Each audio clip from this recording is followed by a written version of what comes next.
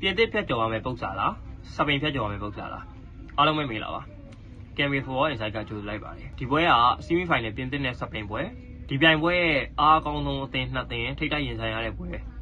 ဘယ်အသင်းနိုင်သွားမလဲဆိုတဲ့အရာကိုခံမှန်းမှုကလုံးဝမဖြစ်နိုင်ဘူးဒီကမ္ဘာမလားမှာပြင်သစ်ကဘယ်လောက်ထိခြေစွမ်းကောင်းနေတယ်လူတွေရဲ့ယုံကြည်မှုကိုဘယ်လောက်တောင်ရနေတယ်ဆိုတဲ့အရာကိုကလေးကအစလူအကုန်သိတယ်ဗျာဆိုတော့ပြင်သစ်အကြောင်းအထူးတက်ပြောကြရမလို့အဲ့တော့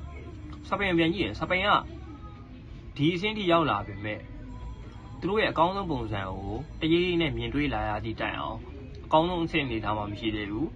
စပိန်အကြောင်းပြောရင်ကျွန်တော်တို့ကကွဲလည်အကြောင်းပဲပြောရမှာပဲစပိန်ရဲ့ကွဲလည်ကသူတို့တော့အရာရာပဲအားကြောင့်မလို့ဒီဘက်မှာကွဲလည်possession game ဆော့မဲ့စပိန်နဲ့ကွက်ကောင်တာဆော့မဲ့ပြင်သစ်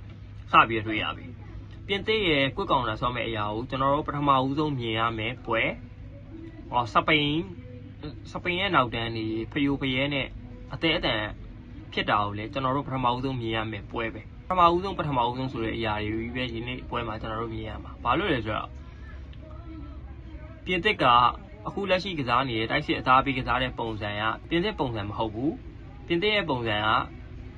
quick counter quick transition ဆိုတဲ့အသင်းစပိန်ကဘောလုံးကင်ကစားတယ်ဒီထက်ပိုကောင်းလာဖို့ရှိတယ်ဘာဖြစ်လို့လဲဆိုတော့နီကိုဝီလီယံဝင်လာပြီးွားရင်တိုက်စစ်ကဘယ်လိုတောင်ပြောင်းလဲသွားတယ်ဆိုတဲ့အရာကိုကျွန်တော်တို့သူဝင်လာပြီးတဲ့နောက်ပိုင်းပွဲတွေမှာကျွန်တော်တို့မြင်ရတယ်ဆိုတော့ဒီဘက်ကဘယ်သူနိုင်မလဲဒီပြိုင်ပွဲတစ်ချောင်းလုံးရဲ့50-50 game ဆိုတာဒီ game ပဲပြင်သစ်ဘက်ကိုချက်ကြည့်လို့ရှိရင်ပါရာဂွိုင်းရဲ့ပွဲမှာ1-0နဲ့သာနိုင်ရပြီမဲ့သူတို့ရဲ့တိုက်စစ်ကဘယ်လောက်ထိထက်မြက်လဲဆိုတဲ့အရာကိုကျွန်တော်တို့ကောင်းကောင်းသိတယ်ပါရာဂွိုင်းကသာချင်းချင်းနဲ့ကစားတာတခြားအရာတွေလောက်တာတော့မှပြင်သစ်က3 ဂိုးပြတ်4 ဂိုးပြတ်သွင်းနိုင်လောက်တဲ့အနေအထားမျိုးထိရောက်ခဲ့တာ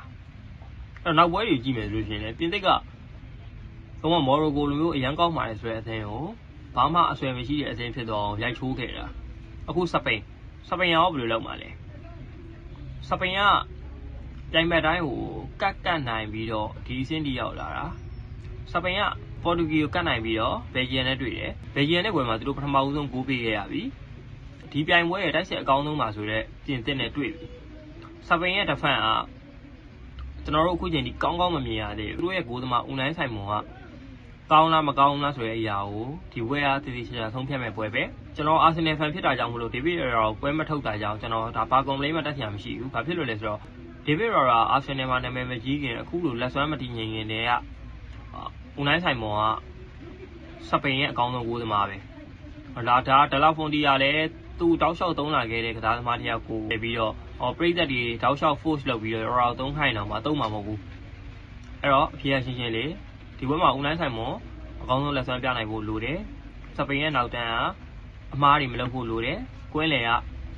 အပိုင်ခွေရေးတွေဖန်တီးပြီးရင်အတိုင်းစစ်ကကောင်းကောင်းအသုံးချနိုင်ဖို့လိုတယ်အဲ့လိုမလုပ်နိုင်ဘူးဆိုရင်ဒီပွဲကပြင်သစ်ပွဲပဲဖြစ်သွားမှာပြင်သစ်ဘက်ကကြည့်လို့ရှိရင်လည်းဘယ်ဂျီယံနဲ့ပွဲမှာအမ်ဘာပေတန်ကနည်းနည်းလေးရသွားတယ်သူ့ရဲ့ထိုင်ကအခြေအနေရစိုးရင်စရာမရှိပေမဲ့fully fit ဖြစ်ရင်တော့ကောင်းတာပေါ့ fully fit မဖြစ်လို့ရှိရင်ပြင်သစ်တော့နည်းနည်းလေးအန်ရကြီးတယ်ဘာဖြစ်လဲဆိုတော့ပြင်သစ်ရဲ့ဖောင်ဖိုးကိုကြော်လွန်ပြီးတော့သူတို့စီမှာဝင်ကစားမဲ့ကစားသမားတွေကအမ်ဘာပေတို့တမ်ပီတီတို့လို level တွေမရှိဘူးမာကတ်တီရန်တို့ရှိမယ်ဒါပေမဲ့အမ်ဘာပေ level မဟုတ်ဘူးအဲ့လိုပဲဒီဆယ်ရီတူတွေနေရာမှာဘာကိုလာဝင်မယ်ဆိုရှင်တော့ဒါကတော့ level 2ပဲပေါ့ဒမ်ပီလီနေရာမှာမာတီတာဝင်မယ်ဆိုလို့ရှိရင်လည်းဒမ်ပီလီရဲ့ quality မျိုးမာတီတာမှမရှိဘူးအဲ့လိုပဲချာကီကမန်စီးတီးမှာတောက်လျှောက်ခြေစွမ်းပြပြီးတော့ကောင်းလာသည့်တိုင်အောင်အိုလီစီရဲ့ခြေစွမ်းကိုမမေ့ဘူးပြင်သစ်နဲ့လည်းတဟားတာတာမဖြစ်သေးဘူးအားကြောင့်မလို့ပြင်သစ်ရဲ့ဖောင်ဖိုးကဒဏ်ရာတစ်ခုခုရသွားရင်သူတို့ရဲ့ရှိတ်ကလုံးဝပျက်စီးသွားနိုင်လောက်တဲ့အနေအထားမျိုးမှာရှိတယ်သူတို့ရဲ့တိုက်စစ်ကတော်တော်လေးအသက်မဲ့သွားနိုင်တယ်ဒါကြောင့်မလို့ဒီပွဲမှာပြင်သစ်နိုင်မလားစပိန်နိုင်မလားဆိုတဲ့အရာလုံးဝ50-50ပဲဂိမ်းကိုပထမဦးဆုံးဦးဆောင်တဲ့အသင်းကအနိုင်ရရှိမှာပဲဒီပွဲရဲ့အဆုံးဖြတ်ကအမ်ဘာပေပဲအမ်ဘာပေကစပိန်အသင်းတွေကိုတောက်လျှောက်ဒုက္ခပေးနိုင်တယ်ဟိုင်လိုင်းတင်ကစားတဲ့အသင်းတွေဆိုလို့ရှိရင်အမ်ဘာပေရဲ့ pace kick power finishing အကုန်လုံးကိုကြောက်ရတယ်ဘာစီလိုနာဆိုလို့ရှိရင်လည်းဒီဘက်နှစ်တွေမှာအမ်ဘာပေတယောက်တည်းတော်တော်ဒုက္ခပေးခဲ့တာကြောင့်အလူးလက်ခံခဲ့ရတာဘာပေကခြေစွမ်းမကောင်းသည့်တိုင်အောင်ခြေစွမ်းအနေငယ်ကျသေးလို့ထင်သည့်တိုင်အောင်ဘာပေပဲလုံးဝဒီပြိုင်ပွဲမှာရွှေဖနက်ရဖို့အတွက်စစ်ရှိဖာဆန်လောက်တေချာတဲ့ကစားသမားဆိုရင်အမ်ဘာပေပဲဒါကြောင့်မလို့စပိန်နေနဲ့ဘာပေကိုအများကြီးကန့်တက်လို့ရှိရင်လည်းနောက်မှရှိတဲ့ဒမ်ပီလီတို့ဒူရေးတို့အိုလီဆေးတို့ကအများကြီးဒုက္ခပေးသွားနိုင်တယ်တော်တော်လေးကိုစဉ်းစားကြတဲ့ပွဲပဲဆိုတော့ ဒီပွဲကနီးပြနှစ်ယောက်ရဲ့အရေးအသွေးကအဓိကစကားပြောသွားမယ်လို့ပဲထင်တယ်သူတို့ဘာလုပ်မှာလဲပြင်သစ်ရဲ့ဖောင်ဖိုးကိုထိန်းပြီးတော့ပွဲကိုစိုးမိုးဖို့ကြိုးစားလေစပိန်ရဲ့ rush defense တွေအားနည်းတဲ့အချက်နဲ့ပြင်သစ်ရဲ့အားကောင်းတဲ့transition တစ်ချက်ကလုံးဝပွဲအချိန်တွေကိုလုံးဝပြောင်းလဲသွားလုံးဝအမားခံလို့မရတဲ့ပွဲဂိုးတွေအများကြီးမြင်ရမယ့်ပွဲမျိုးမဟုတ်ဘူးသင်းတွေကနိုင်လို့ရှိရင်တော့မှအများဆုံးနိုင် 1C 2C ပဲအသင်းလုံးကဂိုးရနိုင်တဲ့အနေထားရှိပေမဲ့ဒီပွဲကမိနစ်90လောက်ထိတည်ရဖြစ်ရင်ဖြစ်နိုင်တယ်မဟုတ်လို့ရှိရင်လည်းစပိန်နိုင်ငံရဲ့အတိုင်းပဲ 1C 2-1 ပေါ့ဒီပွဲမှာနှစ်သင်းလုံးဂိုးမပေးချင်တာကြောင့်မလို့ကျွန်တော်ကတော့ဘယ်သင်းနိုင်နိုင် 1C လောက်နဲ့ပဲပြီးမယ်လို့ထင်ပါတယ်ဘရိုရဲ့အမြင်ကိုလည်း comment ဝင်ဆွေးနွေးကြရပါတယ်ကြည့်ရှုအားပေးသူတို့တယောက်ချင်းကျေးဇူးအများကြီးတင်ပါတယ်